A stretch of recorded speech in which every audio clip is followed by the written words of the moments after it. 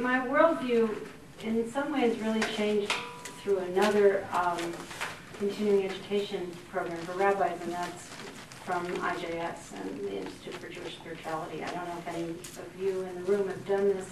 Rachel is here as its leader, and I guess I was in the first cohort, and as I was trying to think about this, I really hadn't realized the degree to which the main adaptation that I think I've made in my career and my work, which I found the most helpful, really derives from that. And that is, I've just really worked on being less judgmental.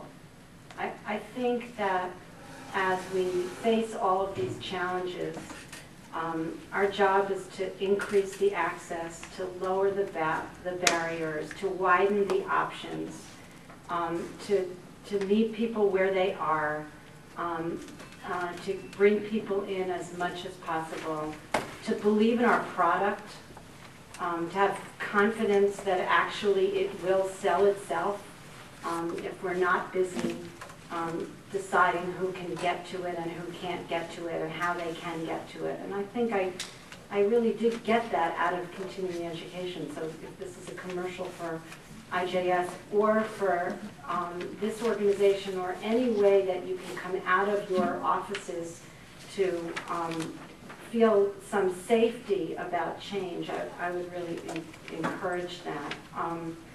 I actually think that you shouldn't go away from this panel thinking that leadership is unimportant. I do think that we haven't succeeded in finding our voices. And yet, if we don't, it's going to be kind of serious.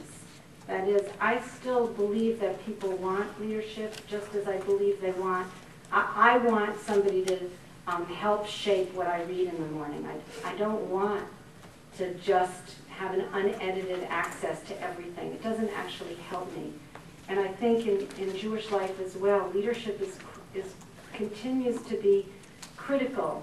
People want your voice. They want your teaching. They want to hear from you. They don't want your judgment, but they do. And how we balance conserving and preserving the tradition while making it available to people, that's that's not from the last decade or the next decade. That's just our work. But I think that the more you can continue to end dichotomized talking, secular religious, Zionist secular, Orthodox conservative, I don't just think that the more we can talk about the meaning that we personally find in this rich tradition and how to make that available to people, that's been the single most effective strategy that I've used at the JCC. And we don't talk about the JCC as a secular institution, because that notion, which maybe was true 50 years ago, that people went to synagogues when they wanted religious stuff and they went to JCCs when they wanted to swim, is just not, it's not operative. People are looking for meaning, and they'll find it wherever it's offered. And I think we see that very clearly, and finding our voice is going to be the most important thing we do.